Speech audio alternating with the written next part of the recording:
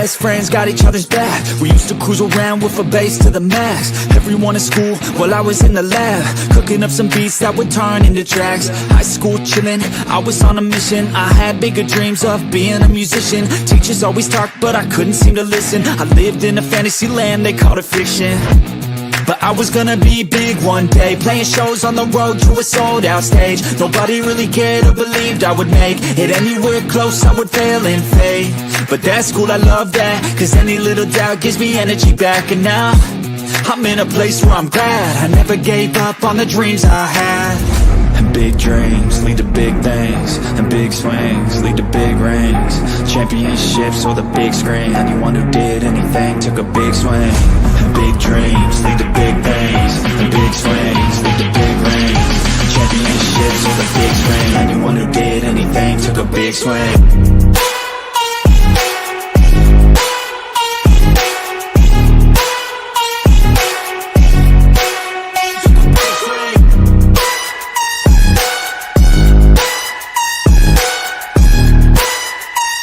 Yeah, let's go.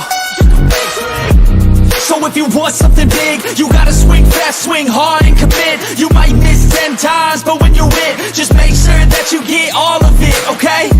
People at the top took risks. Investing and testing is all that they did. It's not complicated, it just takes grit. So never give up, take a swing at it.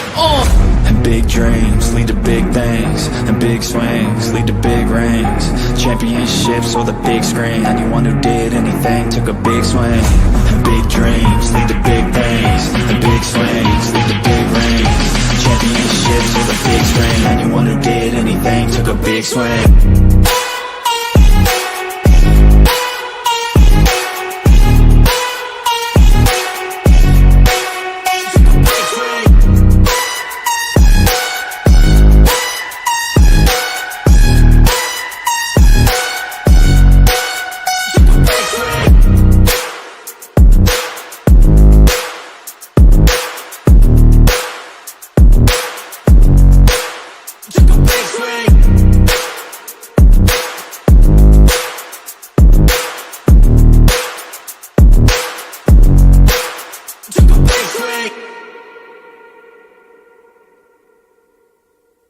Hey guys, what is up? Welcome to the Pick and Roll Podcast, episode 114. March Madness is here. I got the Alabama State versus Auburn game on right now.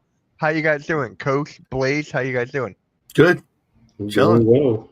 Yeah. Bracket in hand. 5 games or 4 games on. I got the quad split screen going so I can watch all 4 games. This is my favorite time of the year, man. Got a couple Kentucky jerseys to remind me of my boys. Oh my God. I just saw that. I used to run my own bracket too, so I'd like sell them and have a big poll and have like either just a time to get together, but people from the office, people, your friends, your college roommates and stuff. Kind of like fantasy football is for some people too. Like that's what we would do before college basketball. But like I said last week, it's like hard to keep track because they're only there for a year or two. So yeah, like you can have your favorite team, but the players change every couple of years. Mm-hmm. Exactly. It's fun. We always find new names. We talked about it a little bit last week. New stars arise during the tournament all the time. So we'll see if there's a Jimmer Fredette or a Tyus Edney or a Danny Manning I always think of Patrick Ewing. I'm sorry. I know that's Coach's boy too, but I that was like the first big college basketball player that I think of when I think of tournaments and old school Big East. Yeah, we'll be talking about that eventually today. And McNeese is destroying Clemson right now, 48-29. I would always strategically plan one of my vacation weeks every year for March Madness. Like it would be Wednesday to Wednesday. Like I always told him, I was like, I'll be happy with just one weekend off. And it was retail management too, so you wanted to be there for the weekends. Mm-hmm. So I was just like, Wednesday to Wednesday, just lock down that week. I don't care when my other week is throughout the year, but I want to make sure at noon on Thursday, I'm sitting there watching all 4 games. I could remember back in the day when, you only had one channel and you could only watch one game if you're lucky. Mm-hmm. Like ESPN started covering more of the noon games and stuff. You'd see some of them, but now you got every game, your phone, your TV, your everywhere. It's pretty cool. Yeah. Yeah, I already seen one game today. I forgot who. Oh, Crane in Louisville. I'm gonna be streaming Arkansas and Kansas later on today, so that's gonna be good. Let's just start off with the question of the day. It's March Madness, so who holds the tournament record for most points scored in a single game? David Robinson, Bill Walton, Hal Lear, or Austin Carr? In one game, I have no idea. My mind is telling me Bill Walton, but Austin Carr is, I don't know. It's just something about him that scares me. Say the names one more time, Mitch. Sure. David Robinson, Bill Walton, Hal Lear, and Austin Carr.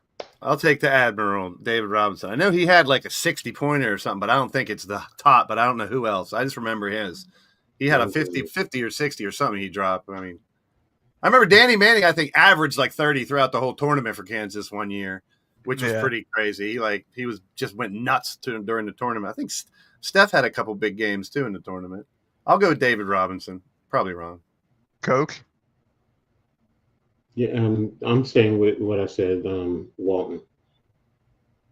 Austin Carr, 61 points. What did I say? Your second intuition. Your second intuition. Well, they had like, 7 in a row in the 70s, UCLA. Mm-hmm. That maybe would think that it was one of them guys, too, that dropped a ton of points back then. Because also, there wasn't too many 7-footers. There wasn't too many 6'10s or 6'11s either. Mm-hmm. And if there was just 1 or 2. And they had a huge advantage back in the 70s and 80s. Mm-hmm. Uh-huh. So, yeah. And actually, there's another question right here, Money Closers. Read it. What is the lowest seed to ever make a Final Four appearance? 12, 11, 10, 9. Oh, jeez. 12. I think it was a 12. 11. 12. I was going to say 11. Oh, okay. But I know a lot of 12s beat 5s in the first round. That's exactly what's happening right now with McNeese. Yeah. That's the toughest part about, brackets is you can sit there and pick everyone in the first round to win the favorites easily, but there's going to be at least 2 upsets. You got to figure out what they are. It never happens. Cinderella stories happen every single year of the first round. Yeah, you never know. We were talking about 5 and 12s. How historically 12s, normally a 12 would beat a 5 for a really long time. Almost every year a 12 would beat a 5. I don't know about recently, but it's tough. It's almost every year, honestly. Yeah. Like these Cinderella stories, they happen every single year, and that's why we love March Madness, because it's so unpredictable, especially the first round. You got this Division III school come out of nowhere and beat a number 1 seed. And that means so much to those colleges, too, and those kids to win one game. Like, they don't need to win the championship. They just win that first round game. Right now, it's information overload. You got the most games on. You got 4 going all day. You just picked your brackets. Right now, it's emotional information overload because it just started. You've waited for this. You know what I mean? It's like it normally takes till like the first night, the 8:00 games the first night for it to really sink in. It like, dude, there's going to be like 30 fucking games in the next 3 days. I love it. Right. I live for this shit. And Rios is right about the younger teams, the smaller teams, they're hungrier. Well, a lot of them are hungry now because going back to they're only there for freshman or sophomore year, most of the good ones. Yeah. But these small schools, especially the ones that just made it, like, a lot of these dudes are seniors. Like, they really need this. And, hey, man, like, when you're hungry. Everyone's shitting on North Carolina for getting in, I got them making a run. I mean, I don't think they should have got in either because I think West Virginia, Ohio State, there was other good teams that should have made it. Don't say that to NYG because he's like, nah, they should have made it. Yeah. And they're the type of team, with the talent they have, and them and Duke and Kentucky and, those big teams, Arizona, the Blue Bloods and stuff, they get the most recruits, so they should be up there. But then there's the story about the head of the committee is like a UNC grad or something, too. It's like, okay. But, I mean, they're the type of team that can make a run. They have the talent. But when you're playing in one of the big conferences, like this year it was the SEC. They had, 14? That's a record this year in the tournament. That's insane. Everyone but 2 of them, right? Almost like the SEC is the strongest conference in football. And none of them make the Final 8. No, they're not the strongest conference anymore in football. Well, they were. But Big Ten was the Big Ten, and that's the thing. They both switched. Last year. Yeah, both they did. switched They did switch. Yeah. But for the past 15 years in football, it was the other way around. But No, now exactly. I like the parody. That's like that NIL money that changed. Yeah. Football. NIL. Yeah. But that's what also impacts these small market, these mid majors, because they want to beat you. You have the money, so now even more, we want to beat you because we're doing it. With regular student athletes, we don't get a lot of NIL money, if anything. You guys are getting millions of dollars. Well, guess what? If we beat y'all, I mean that means something. That's why they lose their shit. Yep. 24-hour fitness gym goers that are beating, guys that are gonna make the pros. Like that means so much. But there's to me the brackets in the tournament, there's really no wrong bracket, because you either get those big matchups you really wanted to see, or you get that Cinderella story or a 10 or 11 that you want to see those kids do something phenomenal. Like, you got no dog in the fight. Maybe your team's on the other side of the bracket, but you see some small town win 2 games, and you're like, oh, I'm kind of rooting for those kids. Think a few years back with Davidson with Steph Curry. Yeah. Came out of nowhere, and I mean, you had NBA players, tweeting about Steph Curry and Davidson. This is where stars are made too in the tournament. It is. This is when they're going to step up, and you start to see players make their names. It really is, because Steph Curry, he wasn't a hot commodity in the draft circuit. But after that tournament, became a first rounder. Wasn't a high first round pick, but I mean, He was a high. He was 7. No, before the tournament, he wasn't that big. Oh yeah, no, before the tournament. Yeah, the tournament definitely put him up there. That put him up for a lot of people. He's a first ballot Hall of Famer, multi-winning championship, multi-gold medal winner. Like, he's easily like top 15 all-time player. Like, I'm the same thing with college football too. I thought 8 was the perfect for the tournament. I thought 64 was perfect. Why did you have to add 4 more? Like, why? I get it. Money. I get it. But I like the round numbers, the 64, 8, 16. Keep it, nice, clean brackets. Everyone's, pretty much on the same playing field. Yeah. So I'm going to ask Rios this question, and let's see if he can get it. Right. Who holds the tournament record for most points in a single game? David Robinson, Bill Walton, Hal Lear, or Austin Carr? I'm going to go Bill Walton. It was Austin Carr, 61 points versus Ohio. Listen, Rios. I said Bill Walton, but I said Austin Carr scares me because I think he can sneak up. What do you say? I like his name sounds familiar, but like I mean, Bill Walton's one of the greatest college players. I'm like, let me go to state bet. Did it say how many points, Mitch? 61. You wish it was 69, though, don't you? You got me. You got me. You got me. What was that, Reeves? How many did Walton have? It didn't say on the website. I'll look it up. He had 69. He had 59. I know David Robinson had a big one. I forget. I was going to say I know David Robinson had a big one, but that'll get a pause. I don't know if David Robinson got a big one, but I know he scored a lot of points in a tournament game. Well, he must score most of their points. They call him the Admiral. Yeah, and I'm looking in a college. Yeah, the Admiral likes to 44. Really? Yeah. I mean, not far off. Yeah. I mean, college in the fucking 60s, it's pretty impressive. Yeah. It really is. And then how his career went in the NBA. It's crazy. So, let's just get right into it. I feel like we could be, if anyone's got a rant, if they want to go on, you can do it, but I don't think anyone's got a rant right now. I ranted about my Sixers yesterday again, so I don't have anything. It's too big of a positive basketball day to have. We can have a positive rant. I have a positive rant. Yeah, go for it. Go for it. The day I look forward to, man. Like I said, we all love March Madness because so much basketball packed into these 4 days specifically, because you get such many games, and then the next weekend is all like big market games, like games you really want to see, like A-level games. It's structured so perfectly. For what, 4 weeks, 3 weeks? I got a rant for you guys. It deals with college basketball. Let's hear it. And it deals with my Scarlet Knights. I know where you're getting at. This year was atrocious. Mhm. Lack of good coaching, lack of talent surrounding Ace Bailey and Dylan Harper. I mean, it's this was supposed to be the year that you helped to bring Rutgers back into the mainstream, and now, I mean, a lot of fans are asking for Pike to be fired. Now, I'm not going that far, but I am greatly disappointed in how they coached the team up. And I haven't seen a lot, but I looked at the scores, I looked at what was going on, and some of the games they lost to teams they should have beat. Kennesaw State. You go down to Kennesaw State and you lose to them, you should have beat them, especially with Harper and Bailey. Bailey going back to Georgia, his home area, should have, but they didn't bring in good transfers to fit around them. And once Harper and Bailey leave, where does this leave this program? And they might be back to where they were when they first entered the Big Ten. And, for me, I did not expect it. I expected more from Coach Peichel, because he's a good coach. He really is a good coach.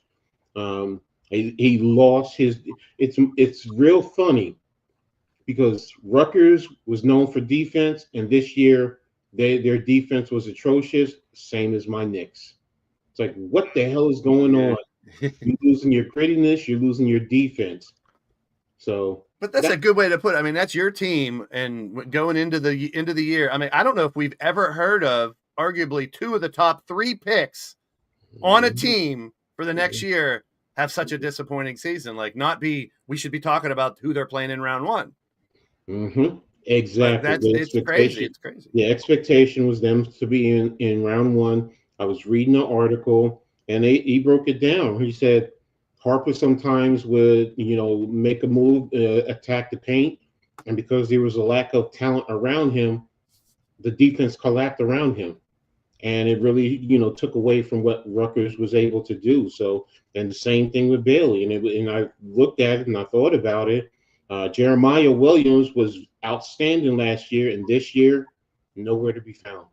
So, and the guy they brought in, what's his name? PJ, some kid from San Diego, who was a 3-point demon, and he barely got off the bench. Nick Martini came over from Princeton, was a big, supposed to be able to handle playing in the Big Ten.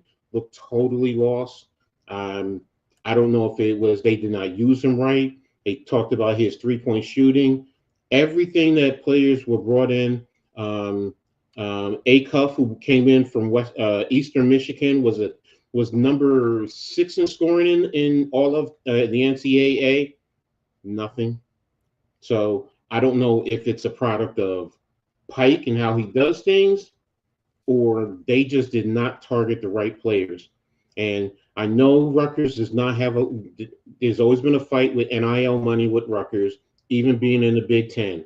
But there are other schools that are, they don't have money and they're out there producing. A lot of mid-majors are out there producing and they don't have a lot of NIL money. So, miss me with all of that. So that's my rant. You got it.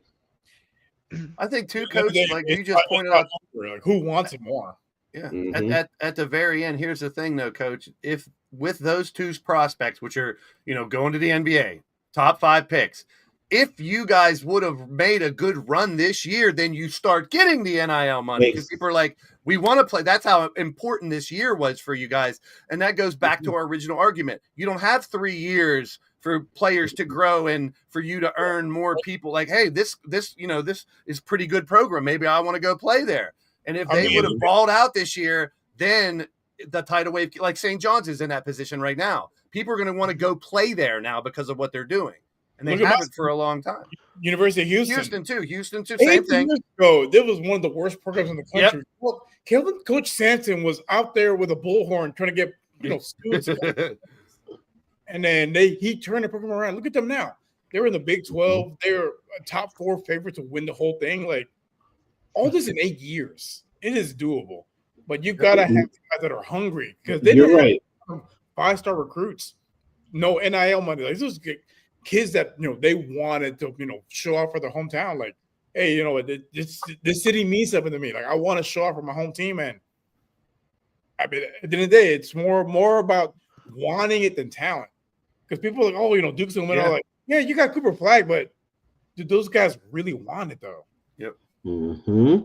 And that's why I will say that one thing that I heard. This is a rumor. There's nothing in fact, but where I'm getting it from is a very reliable source, and they're saying Pico is also being considered for the Villanova opening. And a lot of fans are like, go to Villanova, go to Villanova. Hey, that's one way to change your culture is get a new coach, new head coach. Look at Rockets, University of Houston, getting the right person in place to change that culture. Even the Texans, getting the right person in place. It's huge. Can the Sixers get a new coach? You'd never be satisfied. You just got rid of the one last year. Here's the thing about Rutgers, though. Are you satisfied? All of this is at a bad time because Rutgers also, the president is going to be leaving, so they're going to be having a new president. They have an interim athletic director. So if you lose your basketball coach, which is the 4 points on most college programs. Some will say women's basketball, but it's football, men's basketball, a strong AD, and the president. They all need to be aligned. And if you lose 3 of those, it really says a lot about the program. And being a Rutgers fan, I don't want to say I'm a Rutgers alum, but, started my master's there. But this really puts them in a very precarious situation. It really does, especially being in this market, being close to New York, being close to Philadelphia, Jersey basketball. And that's the thing. You want these top recruits to come here, and like Blaze was talking about before, you want to generate that NIL money. Being that you are so close to New York City, and you're not that far from Philly, you should have the opportunities to generate the NIL money. And a lot of alums, you'd be surprised how many alums have come from Rutgers, and a lot of them have been CEOs of major Fortune 500 companies. And to not generate the NIL money and to be battling with the university and the community about being in the Big Ten, because that's the other factor. There's a facet of the fan base that says Rutgers should be playing the Lehighs, the Lafayettes, or playing in the Ivies and not playing in the Big Ten. Where in the Big Ten, Mitch will tell you, the money is there. Yep. No, it's funny that you mentioned it because, like, with the University of Houston, like, for a long time, again, I'm an alumni. Like, the whole program's history, the athletic director, the people in charge, the boosters, like, none of them were in line. It's when Rena Couture, she's in charge. Tillman Fertitta, he's really what kind of helped us. He put money into the program. You get those two in line, and you get the right coach in place with, Kelvin Sampson. Those 3 in line revitalized that entire basketball program. They got a whole new stadium built. It's named named Fertitta now, but like, give it 2 years. It's going to be called the Kelvin Sampson Arena soon. Especially if he wins the national championship, it's a given. They're gonna change the name because he has revitalized that program to the Phi Slamma Jamma days. Like, it's just. Oh, I remember those days. Clyde Drexler and Hakeem Elijah. Yeah, I remember those days. You know what? Let's just get right into that topic then, because it was like the favorite college player in history. I was gonna go with favorite of all time, but like Blake said, all time is not done yet. You see what I did there? Why don't we just do a Mount Everest? Shout out to Philly halftime. He did not even call him out, did he? I forget. Yeah, he called it Mount Everest instead of Mount Rushmore. Yeah, he called it Mount Everest instead of Mount Rushmore. He said he goes on my Mount Everest. I was like, oh yeah, really? Mount Everest. Huh? Good for him climbing Mount Everest. That's impressive. Kilimanjaro. It's tough for me to pick one. Like, if you're going to ask me to pick one. You don't have to pick one. You could go one favorite. I would go Rex Chapman because he's the one that got me into Kentucky. And I really loved him. But here's my starting 5. I got to have a starting 5. Patrick Ewing got me going. So he's the one when I was young, when I saw Patrick Ewing dominating with the gray undershirt, terrorizing people, blocking their shot into the 5th row. Patrick Ewing got me really into college basketball first. Chapman, I would actually have him playing the 2, and I'd have Iverson at the 1, because Iverson at Georgetown was just electric. I'll put Michael Jordan. I want Michael Jordan at the 3 though. You mean Michael Jackson? Michael Jordan. You think? Magic and Bird. I didn't really get to see Magic and Bird in college, and no one got to see a lot of Mike. But my last one might be a surprise. UNLV, Larry Johnson. Oh, hey, mama. Yeah. Just loved how Grandmama played in college. Yeah, man. Like he had the Barkley frame, but like not athletic. completely, but like Vince Carter ups.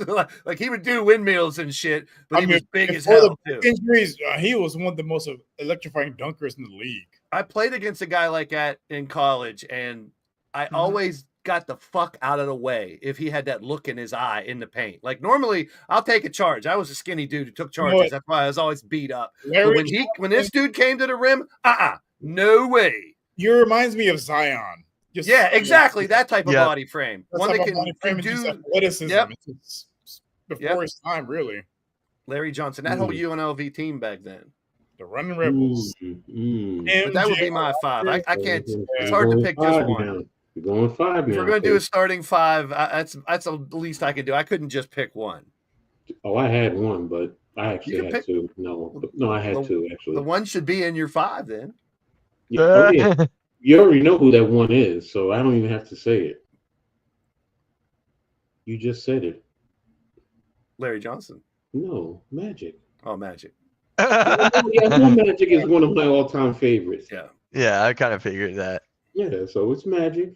See, I don't remember Magic in college. No, I agree with Coach. I didn't see him, but like looking at the highlights, like Magic was one of one. Like there was no other 6'9" guy. No one was doing that. Nope.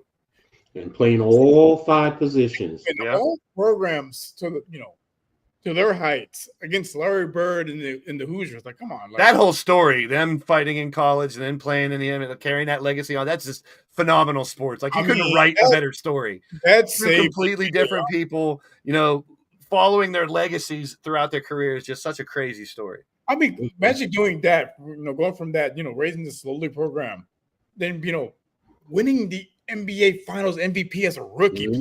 Yeah, that's insane. That story's crazy. Everyone thinks this is the go to the time. Kareem Abdul-Jabbar misses, the last game of the finals with the injury. They put Magic at center, and Baby Skyhook. Video game wins the championship, wins the Finals MVP as a rookie. Like, I mean, Hollywood couldn't write a better story than that. And Showtime is another thing that turned my level of engagement with basketball up. Like, I love the excitement. As much as I love Patrick Ewing and what he did in college, when you saw Showtime in the 80s, it's like, it's must-watch TV. Like, they put on a show. It was like, not too Globetrotter-esque, but Magic was doing the no-look passes and behind the backs and between the legs. And it was a show. So ahead of its time. Like, he really was. Oh, I remember those. They don't appreciate it now, but like what he brought back then, like, man, it's just. That's when I was more of a Laker fan. I have to admit it before a Knicks fan, but yeah, the Showtime Lakers actually with Kupchak, with you name it, Kareem, Jamal Silks with that funny shot. I mean, you name it, name the players. Yes, Superman. Norm Nixon. Most people don't realize they don't really remember Norm Nixon as far as the Lakers. They remember Byron Scott, Michael Cooper, Michael Thompson. Don't get me started with those. It's a stretch. It's just a stretch of great players. Like same thing with the Celtics for them. And what's like, you name what these players, you would have thought they would have won like all the championships, but like they were so competitive. Well, you had that other team in Boston that was stacking players too for 2 decades. It's like, well, the Pistons were late '80s, so that's what affected them. So, but that's what I mean. Let me give you my 5. Go for it. You got a hell of a one. They can play all 5. I got Walter Berry at the 3. At the 4. Chris Mullin at the 3. 2 St. John's. I'll go with Ewing at the 5. Mm-hmm. And the debate for me right now was Pearl Washington and Mark Jackson. But I'm saying look at Blaze. He's like, take the Syracuse. You already got 2 Johnnies. Take the Syracuse. That's why I said that. He was another one. Pearl Washington. We Yes. didn't get a lot of it in the NBA. He was a little bit with the Ooh. Nets, but we didn't get what he did in college. It's like Magic-esque. It was like, wow, what a show he's putting on with the basketball. He brought New York City style to college basketball. Yep, exactly. So- More street ball, like the and one street balls type stuff, mixed into a regular game. Like there should be more of that now. I mean, we can argue about carries and travels and flops. Like, where's the behind the back and under, between the legs passes and shit? You're talking about breaking Joker ankles? does some of it. Wait a minute. Everybody talks about breaking ankles nowadays. Go watch Pearl Washington back in the days. He was breaking ankles. So and he was smooth. Kenny Anderson always talks about it because he says that's his man. So he always says, he learned a lot from Pearl, and then got arrested. So I mean, that's a hell of a five, though. I can't argue with any of them. I just saw someone just put on the starting 5 of 5 who didn't go to college, because you got Kobe and LeBron. Like, you have a hell of a starting 5 of guys who never went to college and succeeded. Tracy McGrady. McGrady's the other one. I forget. There was 5 on there. I was like, yep, that's the 5. Is it American college, or does that include international? I think they were just American. I just saw 5. I can't remember. Okay. That's definitely 3 of them. We could probably guess the other 2. Because those guys didn't go to college. I mean, Dwight Howard, right? Dwight Howard didn't go to college, did he? 13 years old. No. Dwight Howard, Kevin Kobe, Garnett, LeBron, Tracy McGrady, and there was one more. I mean, you can go Rashard Lewis even. He went to my high school. Well, not my high school. The high school across the street from mine in Houston, Elsick. Oh, wow. Yeah. I knew he was a teenager. He was a few years older than me, but like, we were playing. Kevin Garnett. KG, that's the other one. Yeah, I said it. KG, that's the other Kevin one. Garnett. And Moses Malone can be in that argument too. Like, I went to school, Rashard Lewis. Bad examples. Go to school, kids. And I felt like there's a lot of guys that grew up in my hood from A-Leaf that made it to the NFL, like NBA. Like, it's something to be proud of. All right, Rios, what's your 5 and why are they all from the Houston Cougars? You could do a hell of a 5 from your squad too. I did. Well, I saw Mitch's thing. Like, it said pick one. I should have. Give us your 1 first. But I changed the rules. My bad. I just had to. It's all good. I'm trying to find the game anyways. No, it's funny. So I'm gonna go with 1, and it's gonna go from basically a guy who wasn't a huge recruit that became the GOAT, Jordan. He was basically, he wasn't a highly recruited player out of North Carolina. Started off on the bench, and then he goes from that to being called upon to hit the game-winning shot in the national championship game. I mean, you can't get better than that. And then going from that to being the greatest player of all time in most people's opinion, like. What's so funny about that? Sleepy Floyd was on Georgetown, but they were battling during that game too, that national championship game. And I believe Sleepy Floyd. No, he didn't give it to Jordan. He gave it to what's his name? The Lakers. Worthy, yeah. I just remember David Wingate. Yeah, Worthy was the best player.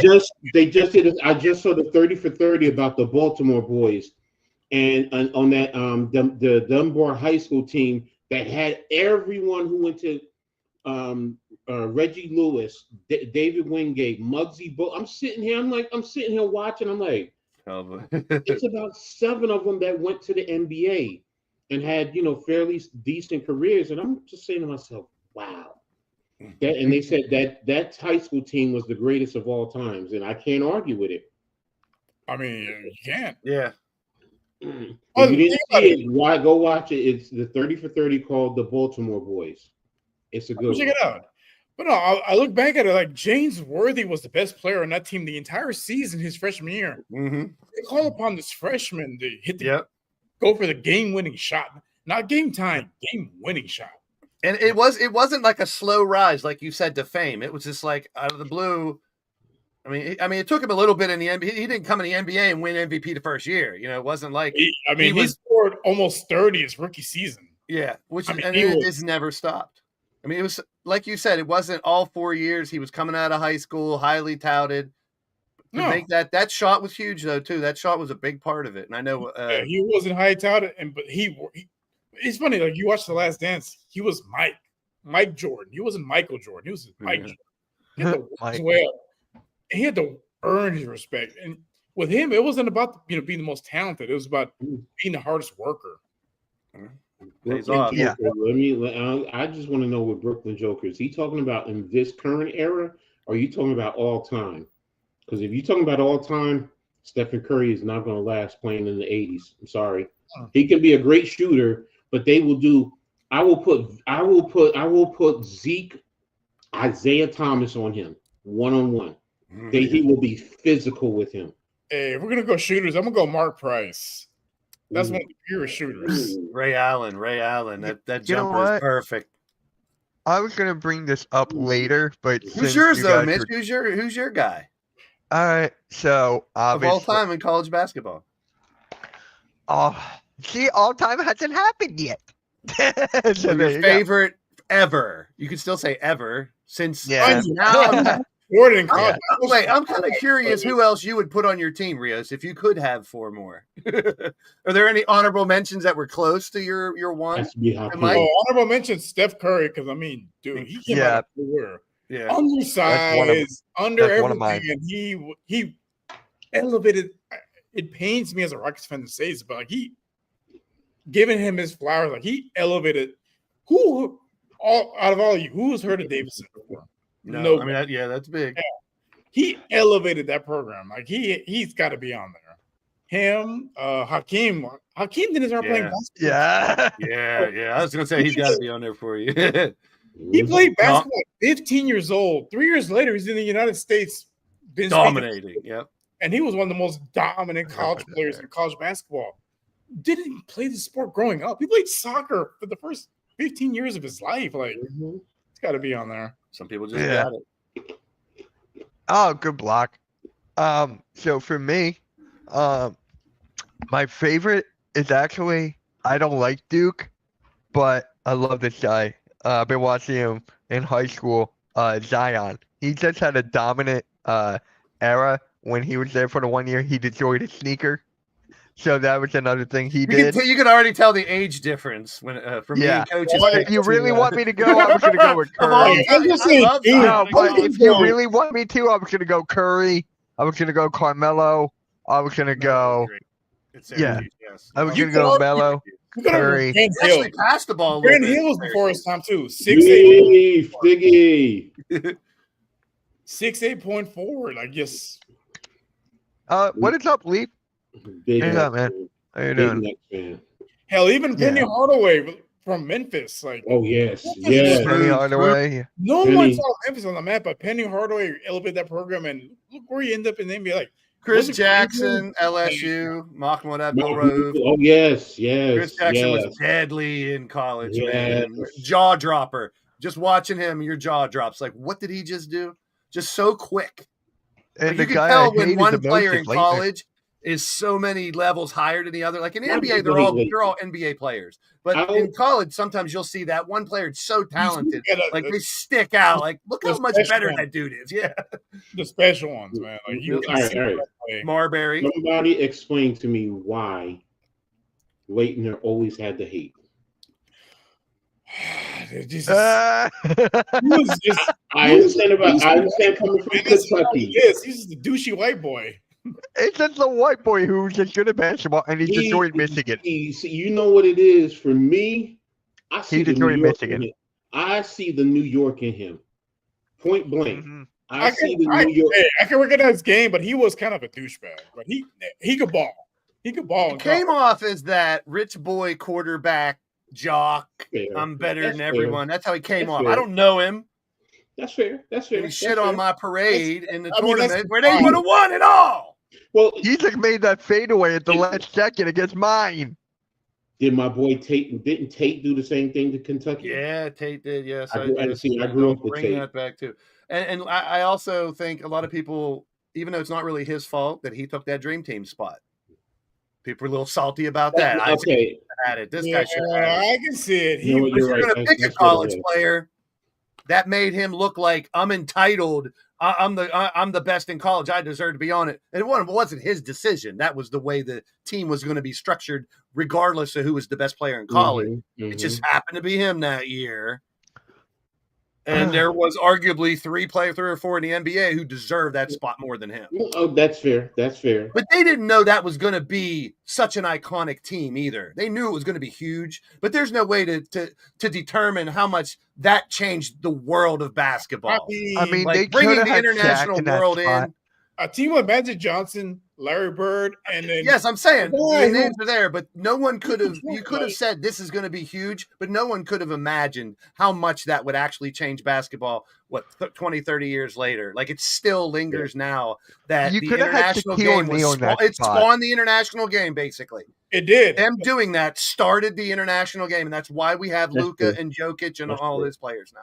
That's Like, true. only because, like, this is like when we saw Jordan in the Olympics, just like this dude is basically like God to most Yep. people that are hoopers. It was like Elvis and Michael Jackson and all these famous people all wrapped into All one. those Send them people. over, and it was a just worldwide seeing him phenomenon. play in our countries, like, dude, that as a hooper, that means so much to you. Like, just being able, getting the chance to see, basically, dude is like a living god almost. Like, What if that Mhm. never happened? What if they never let NBA players in there and college was there? I think there'd still be an international effect, but I don't think it would be as big. I don't think it would be as big. Don't forget.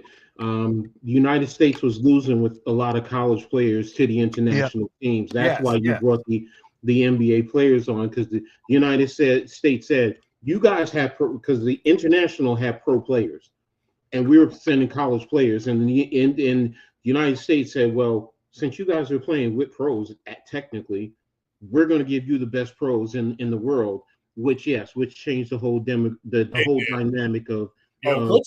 Coach hit it nail on the head because, like, you could be a pro at 13 years old. Look at Luka; he's been a pro since he was 13 years old. Mhm. The rules are different over there.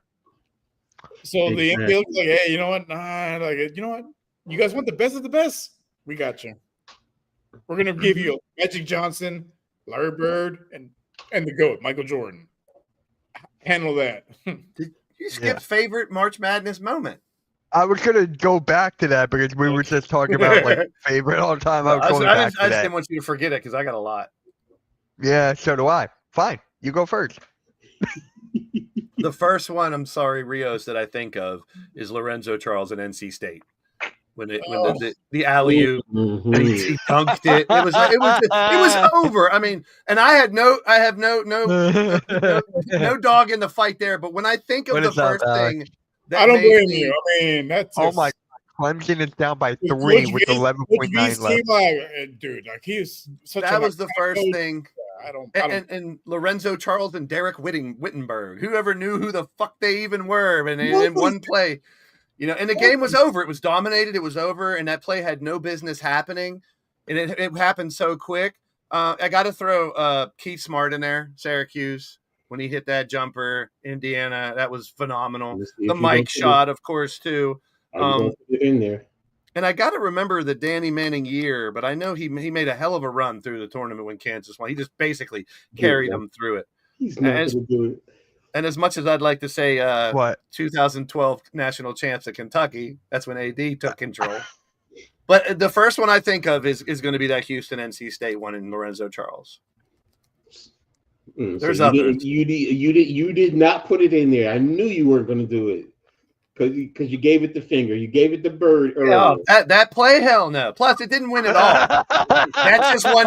That just won the game. finals. Yeah, that It was wasn't. still- That was it to was go into still the a final four. moment. It was still McNeese a moment. won. But it wasn't as big either as NC State wasn't supposed to win. Like Kentucky and Duke, either team could have won. They were both so Yeah. talented that year. Yeah, that's fair. So I'm gonna go more recent. So for me, because again, I'm a UH alumni. I witnessed the highs and the bottom of the lows. Like when I went to school there, I probably made the team. I was tall. I had a very good 3-point shot, but I didn't try out. But it was a dog shit program. I'm gonna be completely honest. It was a dog shit program. Oh yeah. When Stamps took it over, Crazy too. nobody had any expectations. He was up there with a bullhorn. Hey, telling students, hey, come to the games. No one did. Little by little, they built it up. when they made the Final Four, for me, as a Houston, native, UH alumni, for me, that was my proudest moment. Like, bro, this went from a dog shit program to like one of the best 4 programs in the country. And they've continued the same course. Like, it's just been no drop off. Like, for me, that's my biggest moment. I mean, sure, they lost, but making it to the Final Four from where they were for 2 decades almost, like that means as a Houston native, UH alumni, that hits you in the heart, like for real. Yeah. Okay. Coach, then I'll go. Back in the days, the Big East dominated college basketball.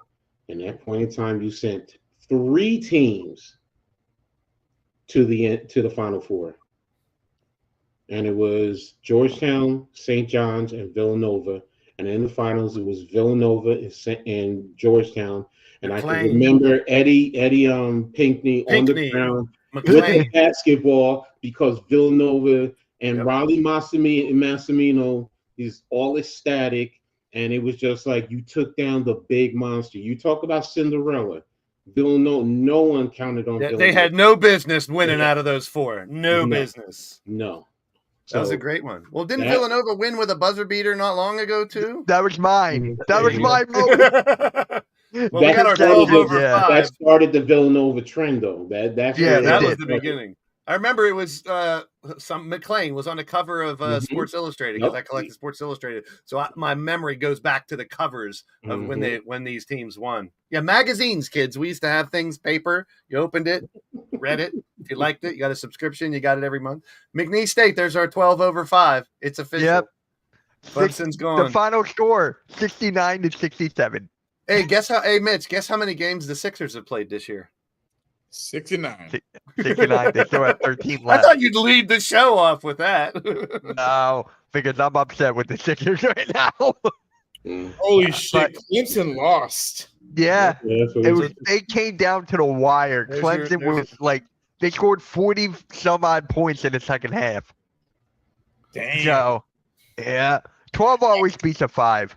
That's why I love March Madness. Like, Clemson fucking lost. Yeah. McNeese State, like really?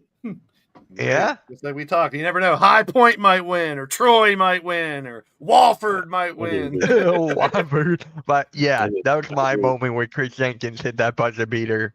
He was trailing behind Brunson. I think it was Brunson passed it off to him, and he just nailed it right there. And he's not even in the NBA. Chris Jenkins is actually kind of weird. He's not even there. I mean, the buzzer beaters are great. I mean, Bryce Drew, I remember when he hit a buzzer beater from half court. That one, it's like, and one shining moment. You got to hear that song at the end of the tournament. One shining moment. That's what I always think about it. And they show all those highlights, and you see Jordan. And the Key Smart one was weird because it's almost from the same spot Jordan shot his shot. Like the Smart and the Jordan shot look almost identical. Against Syracuse. Yeah, that's what they had Ronnie Cycli when Ronnie Cycli was really an elite college basketball player, not in the NBA, but in college. Yeah, nobody wanted to go to the paint when Ronnie Cycli in the paint. And I don't blame him. No. Actually, speaking of In the Paint, Rios, do you have another podcast called In the Paint? We do. Yeah, what is that? Can you tell me more about that? Carlo told me about it. We are more professional podcasts where we have to basically be non-biased, but we cover the Rockets and the University of Houston men's basketball team. And with that, hopefully I can get many credentials with that and go to the press box and cover these games. So yeah, that's what Carlo told me. That is cool. Yeah, Carlo called me to get your channel on the StreamYard. Yeah, so with the H team, we applied a little too late to get credentials, but with the Rockets, I still have a chance to get credentials to be at the games and cover them regular season and now thankfully playoffs because first time in 5-6 years since Harden left, they're back in the postseason. Playoffs. Yeah. Playoffs. Yeah, you're telling me my Sixers almost won that game. I don't know how. that speaks to the maturity of these young guys, because like most teams would have just gave up, but no, they fought back. Mm-hmm. 1991, Richmond beat Syracuse a 15-2. I do remember that. The Spiders. Yeah, I don't remember that. I do. Florida Gulf Coast beats. That was another 15-2. They beat Georgetown in 2013. Those are the really big ones when you see like a top 10 team get knocked out in the first round, a 1, 2, or a 3. Because it doesn't happen every year. It's very rarely. Like, I mean, I've seen it on my team when the Cougars got knocked out in the Sweet 16 as favorites. Like it happens. That's what we love about March Madness, because you don't know who's gonna win it. Nope. Oh wow! Someone posted in my Discord 4.48% brackets are perfect. Remain 4.48. Give it 2 days. It's gonna drop down to 1. Yeah. It's easy. No, like I said, it's easy just to pick the winner. They asked me, "Hey, help me pick a ring." Like I was like, "No, I'm not gonna do that." But why? Look, I'll be honest with you. After the first round, about 90% of the brackets are busted. By the second round, 0-1 are perfect. So don't stress yourself with this shit. Like, I'm not even doing a bracket this year. I am not. I didn't want to do one. I didn't want to do one either, because it is so stressful when you it's busted like right away. A lot of people had Louisville being Creighton. People do that because realistically, you're thinking about if you can keep it going, there's money at the end of the tunnel. Yeah. If you're just doing it for fun and just seeing if hey, because that's what I do. I just do it to see if I know, anything at all, how good I am at trying to pick some of these. I'm not doing it for the money. Well, I pick every game. Like if you pick the whole first round and then pick them game by game, if you win more than you lose, that's good. Like just winning more than you lose in the full spectrum of the whole thing. But I mean, it's also a lot of bias and favoritism. Like, you think the kids that go to Duke aren't going to pick Duke to win it all? The kids that go to Houston are going to pick Houston. Auburn are going to pick Auburn. So I mean, it's going to sway a lot of people that are, are fans of that team to pick that team. Like I pick 2. I pick one realistic, and I pick one where I hope my team wins it all. Like, and they're not going to, but if you're going to be a fan, you should think your team's going to win it all. Right. So remember that one finals when it was Villanova versus Michigan? My friend picked Michigan. Ramil Robinson's free throws. Mm-hmm. Yep, I picked Nova to win. My friend picked Michigan, and Nova won. I was like, yes, I got the whole thing right. Yeah.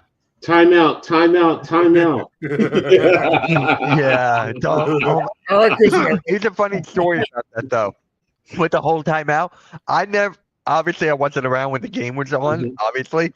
So I found a game where they actually showed the whole thing, and I was like, Dad, don't tell me what happens here. I was like, just stop, let me watch this game. He actually left the house, and I was like, I never saw the timeout until that moment. I was like, okay, I was thinking of a different game. I was thinking of 1989 against Seton Hall, Ramil Robinson. He hit that hit free throws in overtime to win it. Yep. Terry DeHare, Jerry Walker. Terry DeHare. Ooh. Yeah. He was nice. Seeing how that at that point in time, I was just like, okay. You're representing Jersey. You get all the way to the finals, play fairly well, and then I don't even know where the fucking is that where it's at? Jersey, Seton Hall? I don't even know where it's at. Yeah, literally, it's 10 minutes from me right now in South Orange, New Jersey. So that's a hike for me. When I tell you it's small, it's a small campus, literally. But that hurt. Yeah, now BYU is beating VCU by 14. Okay. I got that game on. BYU making a little run in one of my brackets. Oh, yeah? Where? To the Elite 8? 16. Close. Yeah. Yeah, I think we pretty much covered everything. Let's do predictions for the rest of the March Madness games. Are we gonna? No. We'd be here for 8 hours. We're gonna predict all 16 just for games today. Just for today. Keep it simple. UH is winning it all. Yeah, there you go. He's all the way. Well, if you guys lost to Edwardsville, that'd be a problem. I'm going to be a feral animal online. I will be. It did the same thing last week, right? Dark Lumen. Wait, is this live? He That's does that every single live. Yeah, that's what I'm okay. I'm telling No, right it's now, over. they win it all. I'll be a fair. I'll be unbearable. But hey, you know what? Yeah. You're allowed to be if your team rocks like that. You're I've allowed to waited be. It's your 41 squad. years for my team to win. I've earned it. 41 years. I've waited. I agree. I've earned I it. agree. Yeah. All right, let me. Oh my God, how many games on it? They could run into Kentucky for that spot in the Final Four. I don't think Kentucky makes it that far, but if they do, Kentucky's Yeah. gonna lose to Arkansas. If they meet Arkansas, Kentucky's going to lose. Arkansas is on the other side. That's exactly what my dad said. Yeah, but I'm saying that they were to meet up in the Final Four, they're going to lose. They'd have to be in Kentucky and Arkansas. They'd have to be in a championship. Yeah. Doesn't matter. I'm saying if they meet up, they're going to lose. He's saying the same If a thing. 20-13 team end up playing a 22-11 team, that would be pretty crazy. But they're Blue Bloods, no names. Let me not say Blue Bloods. A 10 versus 3, that'd be kind of crazy. Yeah. Wofford versus Tennessee. I think one of these teams is just. Tennessee. Tennessee. I got Tennessee though. The only the Kansas Arkansas game is going to be good. I'm streaming that one. The other ones should be blowouts. Most of them. Yeah, I'm going some trouble. Arkansas versus Kansas. I'm going Kansas on that one. I don't see an upset. Give me all the home teams. There's no home teams. We'll take all the higher seeds. So Make you're it not too even going to easy. go for one upset. Not in this part of the bracket. I think my upset. I think the ones I picked upsets. I would tomorrow. not be surprised. Blaze, if you loses. picked San Diego to beat Michigan. There you I would go. not be surprised. I mean, people said that about UT last night, and UT is going home. Oh yeah, crazy. Crazy. Well, I live in Texas, and their fans are the loudest there is. But like, what if you guys have won since Vince Young was there? Not a goddamn thing. So, Oh my God, that's a name. I haven't heard of it Young in a while. Now, they didn't win anything with KD though. no, in any sport, the last championship that UT won was with Vince Young. That was 2005. They didn't win with KD. Any other program in their entire fucking history, like they've won shit, but they've talked so damn much. I hate it. Yeah. Their downfall brings me great joy. Because they talk down, you guys are a high school, like we're the 4th largest city in this country. What the hell are you That was guys a big talking shot. about? Really? Really? Yeah. Huh. The UT talks to us like we're a high school. No, Like, no. You said the 4th largest city in the country, Yeah. behind New York, LA, and Chicago. and it's Houston, but the 4th largest. Never knew that. I would have. To be honest with you, I probably would have said probably Philly. Yeah, no, most people don't get that, but like UT, they treat us like we're a small city. Like That's different, yeah. there's the Houston area in general has 8 million people. Like we're not a small city, and we've produced many great Olympians, champions, whatever. Like Simone Biles is from Houston. That's the greatest Olympian of all time. Right. Lives in Houston still. Biles, yes. Yeah. We got Simone Biles, we got Beyonce. Like, come on, man. Like, don't talk about Houston. Big booty Beyonce, yeah. Whoa. Yeah, true. Houston is a big city. No, but seriously, I never knew that though. I wouldn't have thought they were the 4th. So. Oh no, a lot of people they think, oh, Houston, we're deep south. Like most people wouldn't get that. They were like, oh, it's probably somewhere on the coast. Like, no, it's Houston. Do you consider what is it, Harris County part of Houston? Harris County is the biggest county in Houston. So it is part of Houston. Okay, see.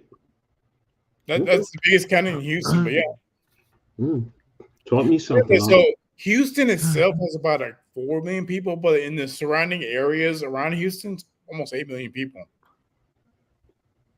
Oh wow. Shit. Yeah. Okay.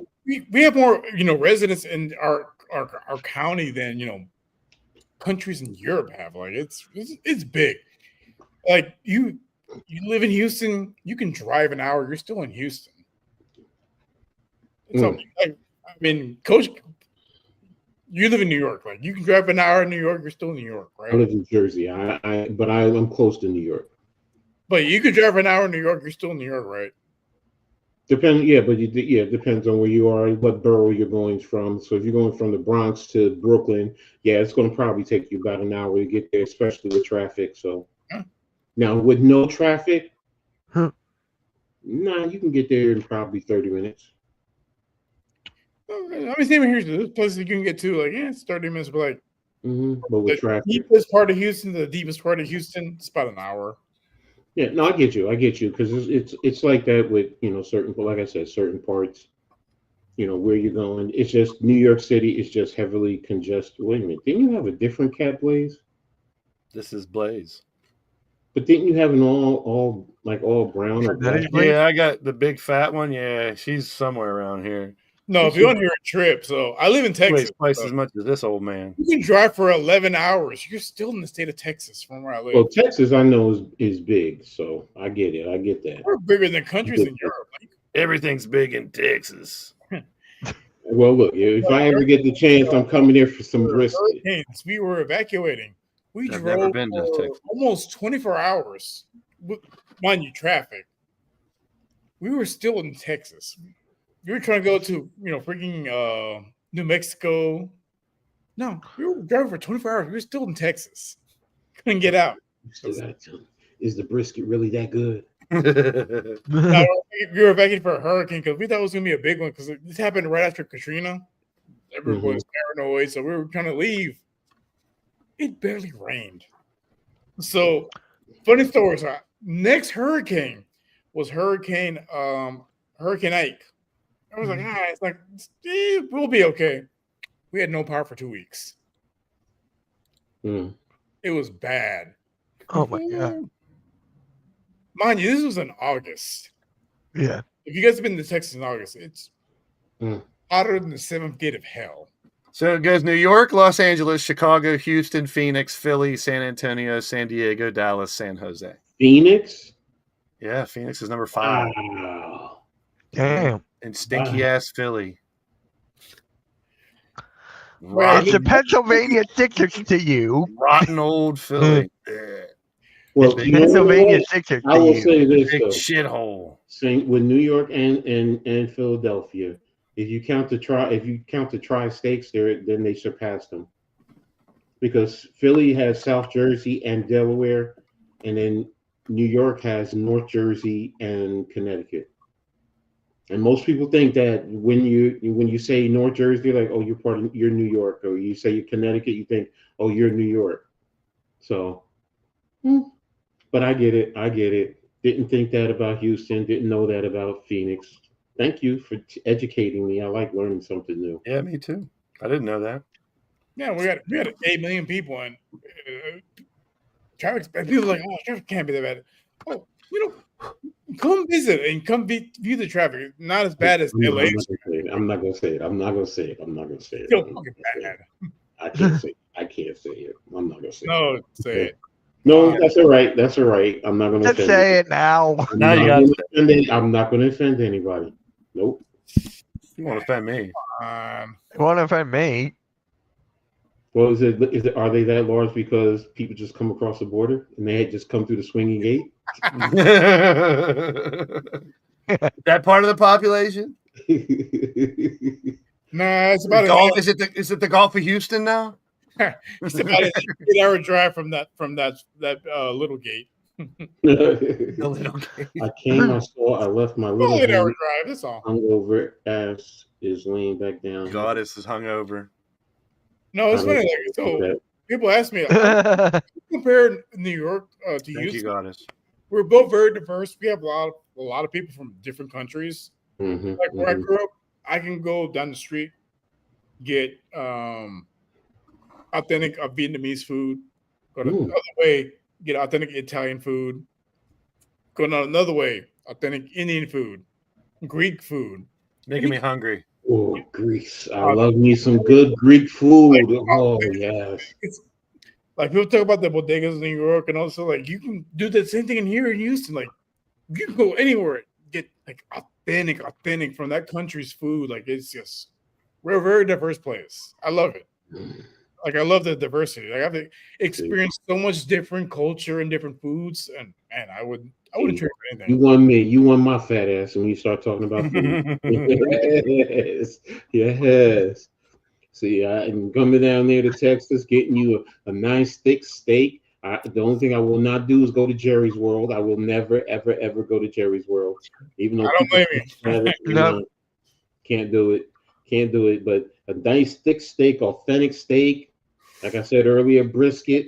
Some Texas barbecue. Oh, Texas barbecue will change your life.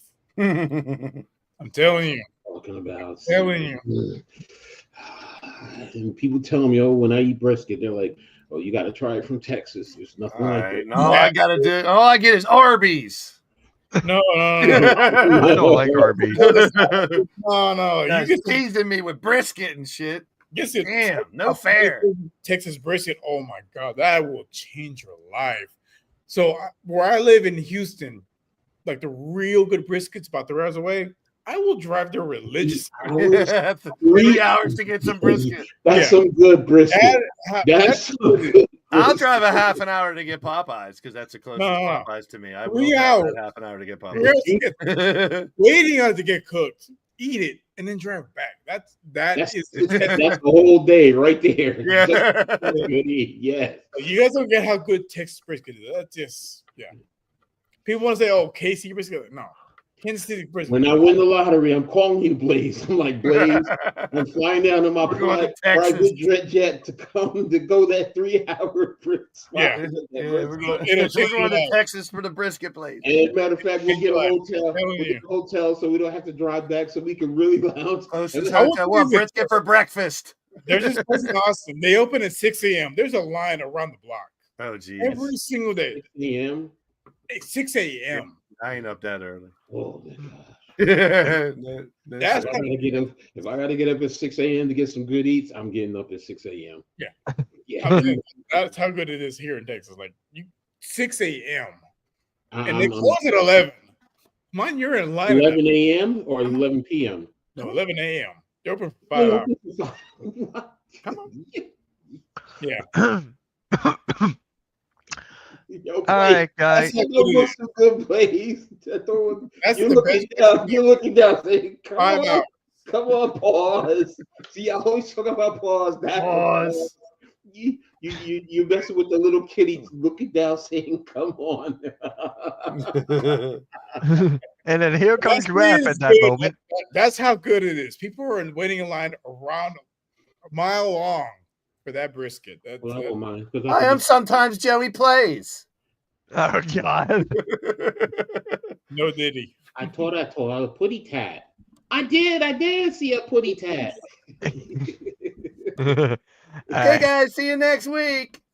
I'm gonna DM them that. But anyways, guys, yep. So that's gonna conclude this episode of the Pick and Roll podcast. We'll catch you all next week. Make sure you guys hit that like, hit that subscribe, and okay. Another comment, man. It's just gonna be a great season. It is. We already had an upset. Already had one. McNeese defeated Clemson. I don't care. Clip it, Bulwark. It's gonna happen. Calling it. None of my colleges are there. So, wait a minute. Technically, my college is there where I got my undergrad, even though I did it online, and it's now part of the University of Arizona. So technically, Arizona's in it. So oh yeah, technically, yeah. There you go. Okay, now you got me amped up. I forgot about that. Okay, let's go Arizona. All right, guys. All right, we'll see you all next week. I'll see you guys in an hour for Arkansas versus Kansas. See you guys. Have a good one. Peace.